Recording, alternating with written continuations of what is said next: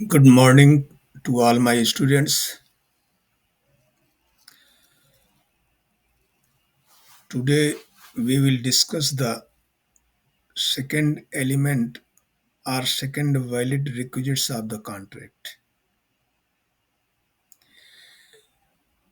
In my previous lecture, the first element, that is capacity to contract, given under section 11 and 12, we have completed. तो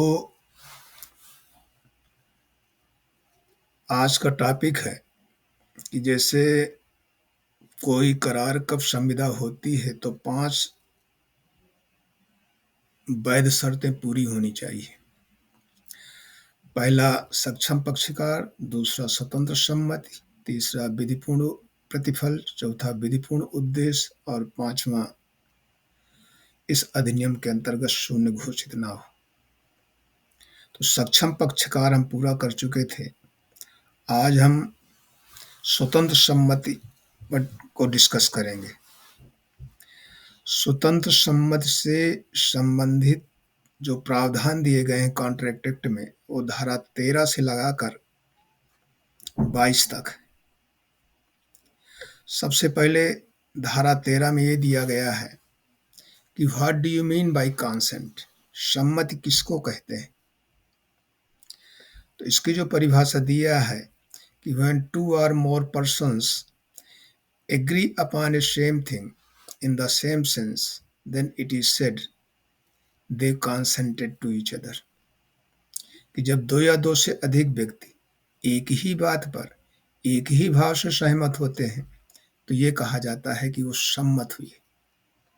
जैसे मान लिया कि ए ने अपनी मशीन बेचने के लिए 10,000 रुपए में बी को प्रस्ताव किया। बी ने वो मशीन 10,000 रुपए में खरीदने के लिए स्वीकृति दे दी। तो ये कहा जाता है कि ए और बी दोनों सम्मत हुए, कारण ए ने जो बात कही, जो प्रस्ताव किया था, उसे एज इट इज बी ने स्वीकार कर लिया। ठीक है ना। तो दोनों ए और बी एक ही बात पर एक ही भाव से सहमत हुए। धारा 14 में दिया गया है कि when the consent is not free, और परिभाषा जो इसमें दी गई है कि consent is free if it is not caused by coercion, number 1, number 2 undue influence, number 3 fraud, number 4 misrepresentation, number 5 mistake. कि सम्मति स्वतंत्र नहीं होगी यदि वो इस प्रकार से कारित की गई है कि धारा 15 में दिए गए उत्पीड़न से, धारा 16 में दिए गए असम्यक असर से, धारा 17 में दिए गए कपट से, धारा 18 में दिए गए दुर्व्यपदेशन से और धारा 20, 21 और 22 में दिए गए भूल से। यदि इनमें से किसी के द्वारा सम्मति कारित की गई है तो यह कहा जाता है कि सम्मति स्वतंत्र नहीं है। कहा भी जाता है कि व्हेन द कंसेंट इज विशिएटेड, सम्मत कब दूषित होती है। तो सम्मत तब दूषित होती है कि consent is vitiated if it is caused by coercion or undue influence or fraud or misrepresentation or by mistake। परिणाम धारा 19 में दिया गया है कि वह पक्षकार जिसकी सम्मति उत्पीड़न के द्वारा, कपट के द्वारा या दुर्व्यपदेशन के द्वारा कारित की गई है, तो वह पक्षकार उस पक्षकार के विकल्प पर यह संविदा शून्य करनी होगी। और धारा 19A में यह दिया गया है कि यदि किसी पक्षकार की सम्मति असम्यक असर से प्राप्त की गई है तो उस पीड़ित पक्षकार को यह अधिकार है कि इस संविदा को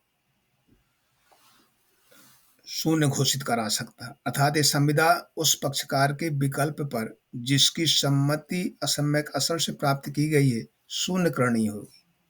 तो इसमें से न्यायालय या तो संविदा को पूर्णतया शून्य घोषित करता है, या यदि वह पक्षकार जिसकी सम्मति से प्राप्त की गई थी उसने यदि कोई लाभ प्राप्त किया है तो न्यायालय ऐसी शर्तों पर जो उसे उचित समझे, जो न्यायोचित हो, इस संविदा को शून्य घोषित कर देगा।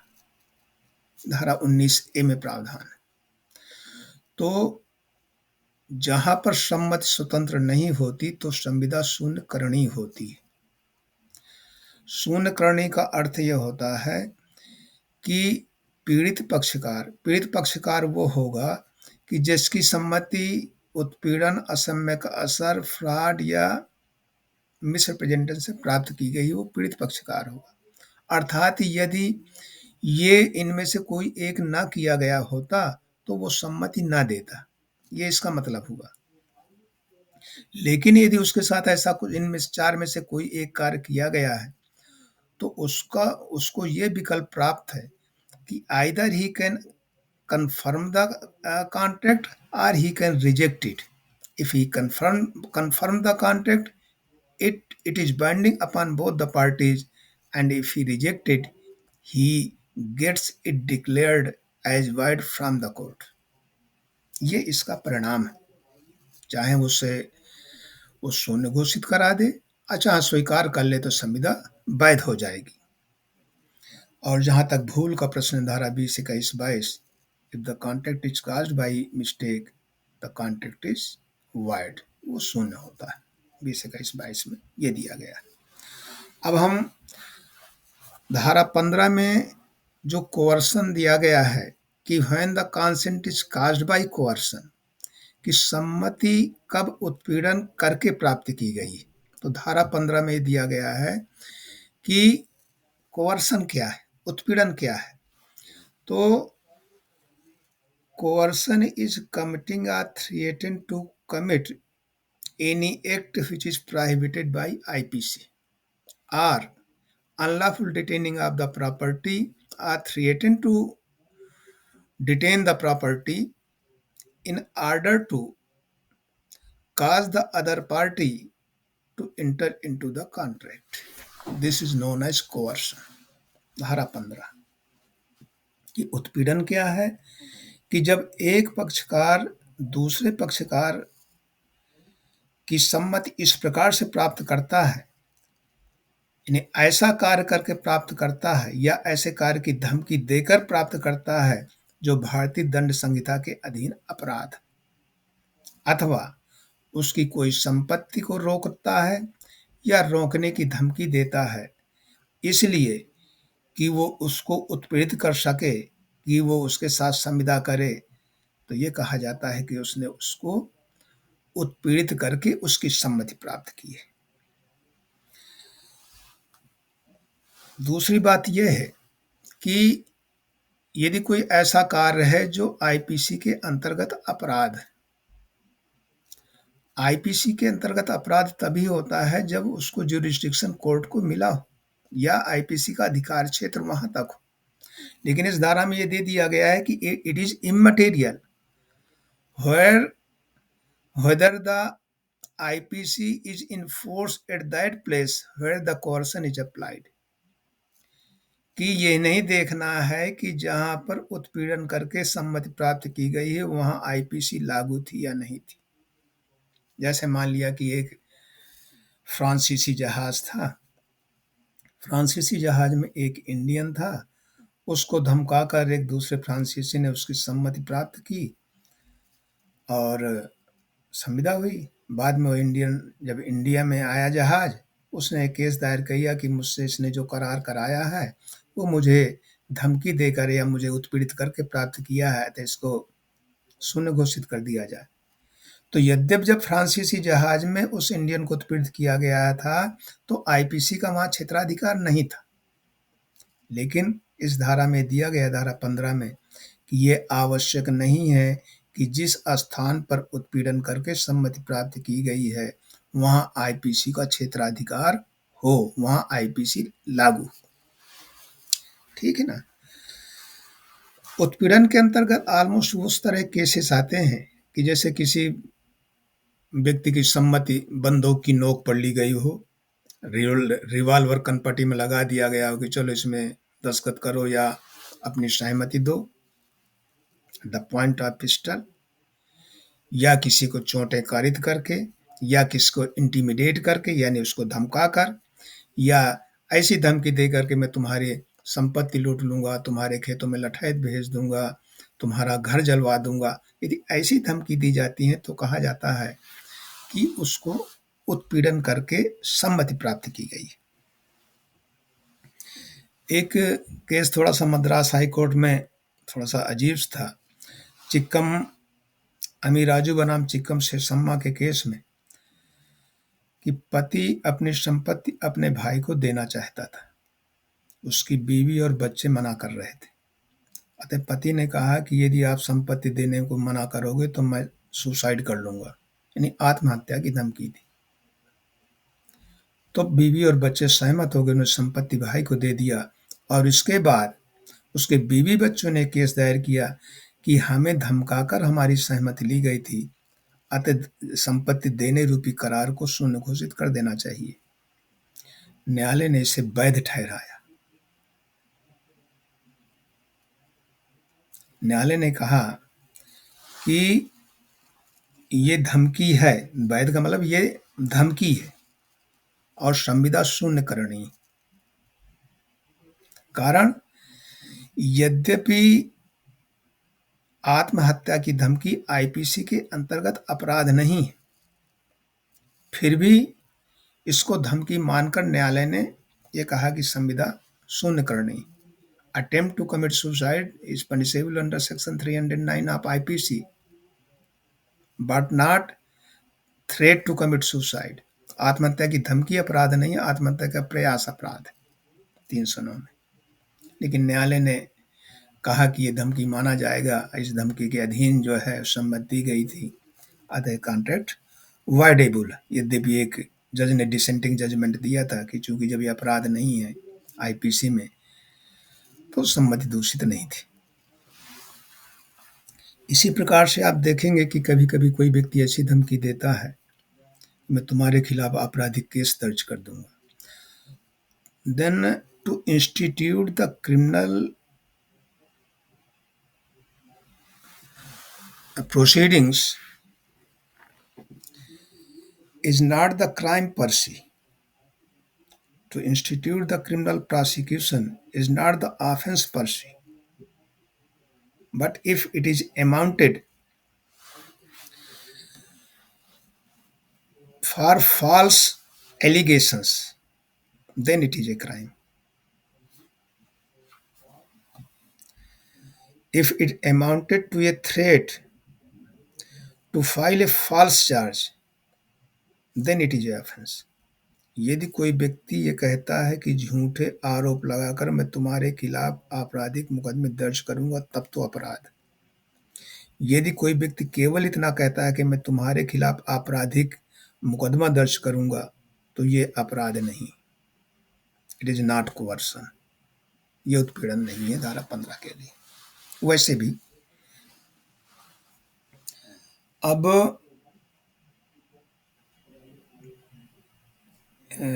डिटेनिंग ऑफ प्रॉपर्टी क्या है? दूसरा धारा 15 में दूसरी बात दी गई है कि unlawful detaining of property or threat to detain the property in order to cause the other party to enter into agreement। यदि वो दूसरे पक्षकार की संपत्ति को रोक कर या रोकने की धमकी देकर उसे उत्प्रेरित करता है कि वो उसके साथ संविदा करे, तो भी ये माना जाएगा कि उसकी सम्मति उसको उत्पीड़ित करके प्राप्त की गई है। जैसे डिटेनिंग ऑफ प्रॉपर्टी के केसेस ऐसे आते हैं, जैसे मान लिया किसी व्यक्ति ने अपना गहना गिरवी किया, इसके बाद जब वो गिरवी से वापस लेने गया तो वो कहता है कि इतना पैसा टोटल होता है, इतना और ज़्यादा पैसा दो तो मैं तुम्हारे गहने वापस दूंगा। तो ये जो ज़्यादा माँगना है, ज़्यादा माँग कर उसने उसकी प्रॉपर्टी को होल्ड करके रखा है, अनलॉफुल डिटेन करके रखा है, ये कोर्सन है। जैसे मान लिया आप रेलवे पार्सल में जाते हैं, आपका सामान आया है और वो पार्सल बाबू कहता है कि इतना पैसा दो तब ये मैं आपको बिल्टी दूँगा, आपको सामान दूँगा अमानत घर से। तो जो अलग से पैसा माँग रहा है for unlawful detaining his parcel, तो इसे कोर्सन माना जाएगा। ये माना जाएगा कि उसने प्रॉपर्टी को अनलॉफुल तरीके से डिटेन करके रखा है कि जब तक वो पैसा नहीं देगा तब तक वो उसकी प्रॉपर्टी अमानत घर से नहीं देगा। तो इस प्रकार के केसेस है, अनलॉफुल डिटेनिंग और threat to detain the property, ये केस है। तो ये धारा 15 में इस प्रकार से कोर्सन है। यदि किसी व्यक्ति की सम्मति उसको उत्पीड़ित करके प्राप्त की गई है तो ऐसी संविदा शून्य करनी होगी धारा 19 के अधीन, और जिसकी सम्मति से प्राप्त की गई है उस पक्षकार को यह अधिकार है कि चाहे इस संविदा को स्वीकार कर ले या अस्वीकार कर दे। यदि स्वीकार करता है तो संविदा वैध हो गई, यदि अस्वीकार करता है तो न्यायालय के द्वारा इसे शून्य घोषित करा लेगा। अब धारा 16 में दिया है अनड्यू इन्फ्लुएंस। अनड्यू इन्फ्लुएंस की बड़ी परिभाषा दी गई है धारा 16 में कि what do you mean by undue influence. धारा 16 में दिया है कि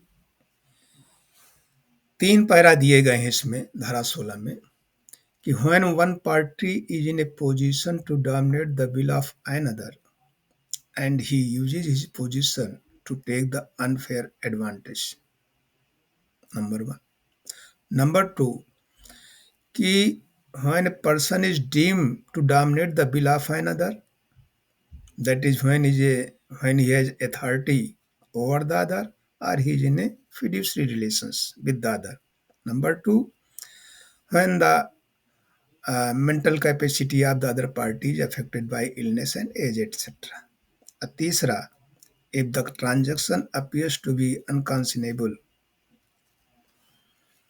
then the stronger party has to prove it that it is not unconscionable। 3 para इसमें दिए गए हैं धारा 16 में कि असम्यक असर क्या है। तो असम्यक असर की ये परिभाषा दी है कि संविदा के दोनों पक्षकारों में जब एक पक्षकार इस स्थिति में है कि वो दूसरे पक्षकार की इच्छाओं को नियंत्रित कर सकता है और उसने अपनी इस स्थिति का प्रयोग करते हुए दूसरे से अनफेयर लाभ प्राप्त करने के लिए किया हो, तो ये कहा जाएगा कि उसने उस पर असम्यक असर डाला। यानी एक पक्षकार दूसरे की इच्छाओं को नियंत्रित करने की स्थिति में है और अपनी इस स्थिति का प्रयोग उसने दूसरे से अनफेयर लाभ प्राप्त करने के लिए किया, तो ये कहा जाएगा कि उसने असम्यक असर डाला है। दूसरा पैरा इसमें दिया है कि कब ये कहा जाएगा कि कोई व्यक्ति दूसरे की इच्छाओं को नियंत्रित कर सकता है। तो इसमें दिया है कि जब एक पक्षकार दूसरे के ऊपर एपरेंट अथॉरिटी रखता है, कि जब एक पक्षकार दूसरे के ऊपर वास्तविक या आभासी प्राधिकार रखता है तो यह कहा जाएगा कि वो उसकी इच्छाओं को नियंत्रित कर सकता है। दूसरी बात, जब दोनों पक्षकारों के बीच वैश्वासिक संबंध हो तो यह कहा जाता है कि वो इच्छाओं को नियंत्रित कर सकता है। और तीसरा यह है कि जब वो संविदा रूपी संव्यवहार देखने में ही लोकात्मा के विरुद्ध हो तो यह कहा जाता है कि ऐसा संव्यवहार असम्यक असर डालकर प्राप्त किया गया। ये 3 चीजें इसमें से दी गई। कहने का अर्थ यह होता है कि ऐसे संविदाओं में जब 2 पक्षकार होते हैं तो हम देखते हैं कि there is a active trust and confidence between the parties. Both the parties are not on equal footing. One party acquires the influence, then he abuses it. One party repose the confidence, then he betrays it. ऐसी स्थिति होती है कि वो पक्षकार जो दूसरे की इच्छाओं को नियंत्रित करने की स्थिति में है, ये तो अपने प्राधिकार का प्रयोग करता है, नंबर एक, या पहले तो वो विश्वास का सृजन करता है और इसके बाद धोखा देता है। धोखा देने का मतलब इसके बाद जो है वो विश्वास तोड़ता है। ऐसी स्थिति अर्थात दोनों पक्षकारों की स्थिति बराबर की नहीं है, they are not on equal footing. जैसे एक केस था मन्नू सिंह बनाम उमादत्त पांडे का, 1890 का इलाहाबाद हाई कोर्ट का एक केस था। इस केस में यह था कि एक स्पिरिचुअल गुरु थे, प्रतिवादी उमादत्त पांडे जो है आध्यात्मिक गुरु थे, वादी जो है मन्नू सिंह के, और उस आध्यात्मिक गुरु के कहने पर शिष्य मन्नू सिंह ने अपनी समस्त प्रॉपर्टी जो है गुरु जी को दान कर दी। और दान करने के बाद फिर मन्नू सिंह ने केस गुरु जी के खिलाफ किया कि इन्होंने असम्यक असर डालकर मुझसे प्रॉपर्टी दान कराई है, अतः इस संविदा को शून्य घोषित कर देना चाहिए, निरस्त कर देनी चाहिए। न्यायालय ने इसे सही माना और न्यायालय ने कहा कि no reasonable person can gift his property in such a way, he can not gift his whole property to his spiritual guru. यहाँ पर संविदा शून्य करनी है, कारण मन्नू सिंह की सहमति उस पर असम्यक डालकर ली गई थी, कारण आध्यात्मिक गुरु अपने शिष्य की इच्छाओं को नियंत्रित करने की स्थिति में था और इस स्थिति का प्रयोग करते हुए उसने अपनी स्थिति का दुरुपयोग किया और शिष्य से अपनी उसकी सारी संपत्ति स्वयं को दान करवा ली। अतः संविदा शून्य करनी है, कॉन्ट्रैक्ट इज वाइडेबल। एक केस इंग्लैंड का था कि विलियम्स वर्सेस बेले 1866 का। इस केस में क्या था कि पुत्र ने क्या किया कि अपने पिता के फर्जी सिग्नेचर बनाकर जितने भी प्रॉमिसरी नोट हैं उनमें फर्जी सिग्नेचर बनाए और बैंक में जमा करके उनको अपने अकाउंट में उसका पेमेंट करा दिया। बैंक को जब पता चला तो बैंक ने यह कहा कि हम तुम्हारे खिलाफ क्रिमिनल प्रोसिक्यूशन का केस करेंगे, विल प्रोसिक्यूट यू क्रिमिनली। जब पिता को पता चला तो पिता ने यह कहा कि मैं अपनी संपत्ति आपके बैंक को मॉर्गेज कर देता हूं और वो प्रॉमिसरी नोट हमें वापस कर दीजिए। बैंक ने एग्रीमेंट कर लिया कि वो संपत्ति मॉर्गेज करे उसका पिता, इसके बदले प्रॉमिसरी नोट के बदले में। एग्रीमेंट हो गया। इसके बाद पिता ने ये केस दायर किया कि my consent was obtained by the bank by exercising the undue influence over me for the criminal prosecution of my son. Then the court held that the fear of criminal prosecution was created in the mind of father,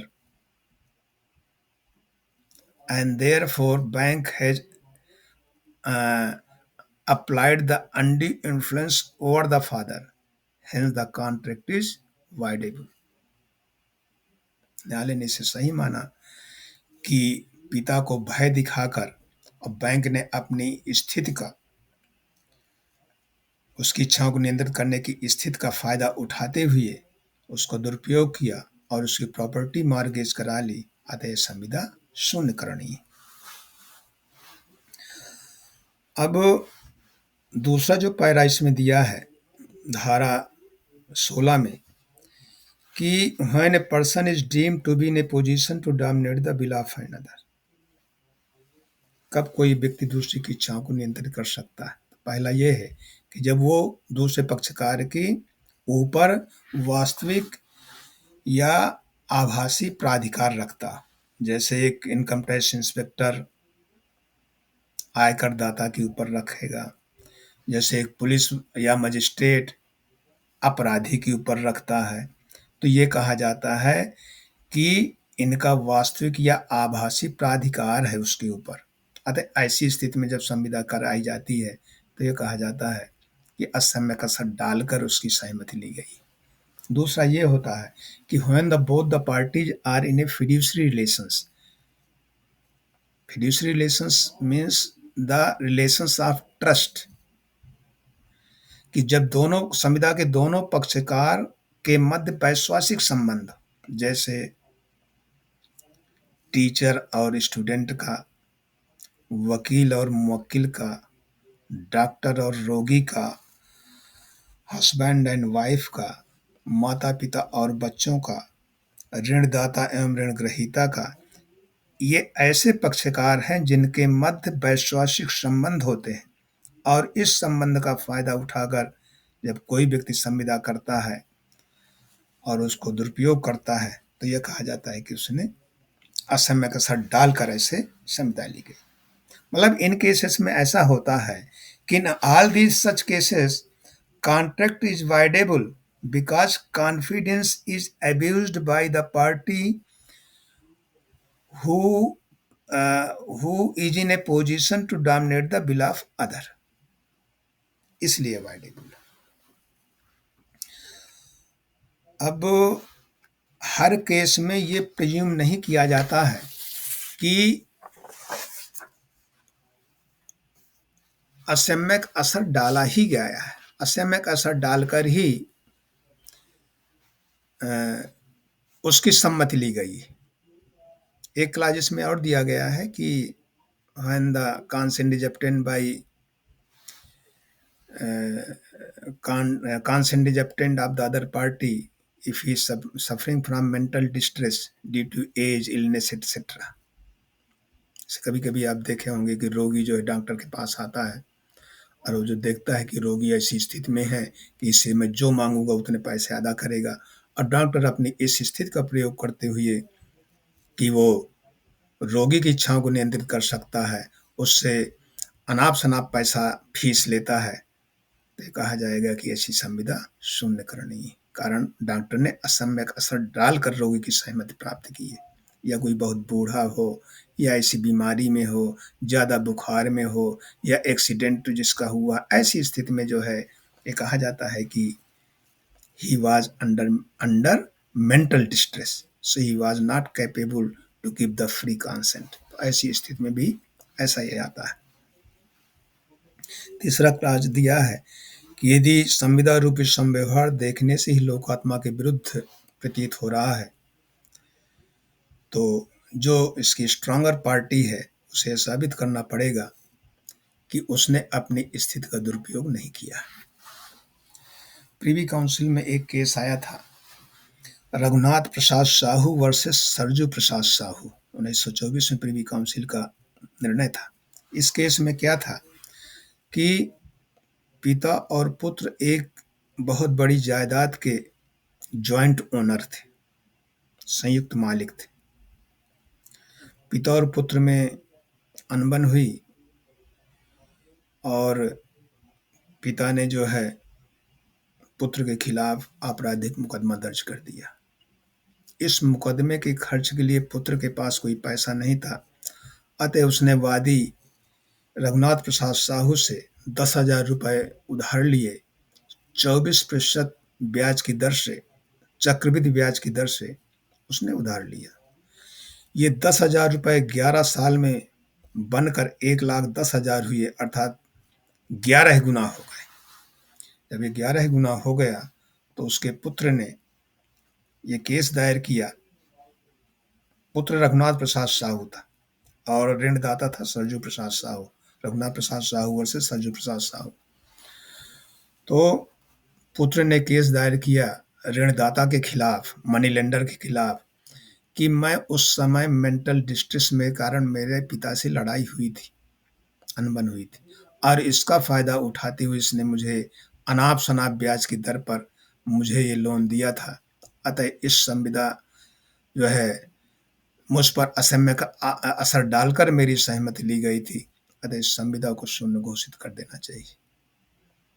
court denied to give any relief. The relief was rejected by the court. The court held that Privy Council held that borrower is failed to prove that any uh, that money lender was in a position to dominate the bill of the borrower. Borrower is failed to prove कि ऋणदाता ये साबित करने में असमर्थ रहा है। Sorry, borrower means ऋण ग्रहीता। ऋण ग्रहीता ये साबित करने में असफल रहा है कि ऋणदाता ने उस पर कोई असम्यक असर डाला। They were only moneylender and borrower, hence no relief is granted. ये केस जो है प्रीवी काउंसिल का 1924 में आया था। एक case DC builders versus series का था 1966 में लॉर्ड डेनिंग का। लॉर्ड डेनिंग ने यही कहा था कि no person can insist on a settlement procured by intimidation. यदि धमका कर जो है यदि कोई सेटलमेंट कराया गया है तो ये नहीं कहा जा सकता है कि उस पर असम्यक असर नहीं डाला। ये संविदा शून्य करनी ही होगी। इसी प्रकार से जो लोग पर्दा नशीन महिलाएं हैं उनसे संविदा करते हैं तो ये कहा जाता है कि pardanashin women are secreted from ordinary social activities.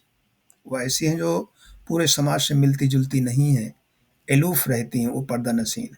तो यदि पर्दा नशीन महिलाओं से जो भी संविदाएं की जाती हैं तो दूसरे पक्ष को यह साबित करना पड़ेगा कि पर्दा नशीन महिला की सम्मति स्वतंत्र रूप से बिना किसी दबाव के प्राप्त की गई थी। तो ऐसे केसेस हैं। और इसके बाद अंडर इन्फ्लुएंस के लिए जहाँ तक ये प्रावधान 19 धारा 19A में दिया गया है, द कोर्ट में set aside the contract absolutely or if the aggrieved party received any benefit upon such conditions as court deems it just. जैसे मान लिया कि ए ने बी को जो है 100 रुपए उधार दिए और बी से 200 रुपए का बॉन्ड ले लिया, तो यहाँ पर न्यायालय क्या करेगा कि the court will set aside the bond and order the be to pay 100 rupees to ए। तो असम्यक असर के द्वारा जो सम्मति दी जाती है तो संविदा शून्य करनी होती है और इसकी रेमेडी धारा 19A में दी गई है कि न्यायालय तो इसे पूर्ण रूप से जो है संविदा शून्य घोषित करेगा या यदि पीड़ित पक्षकार ने कोई लाभ लिया है तो उस लाभ को लौटाने के लिए आदेशित करके इस संविदा को न्यायालय शून्य घोषित करेगा। तो इस प्रकार से आज का टॉपिक यहीं पूरा करते हैं। Have a good day. जय हिंद, जय भारत।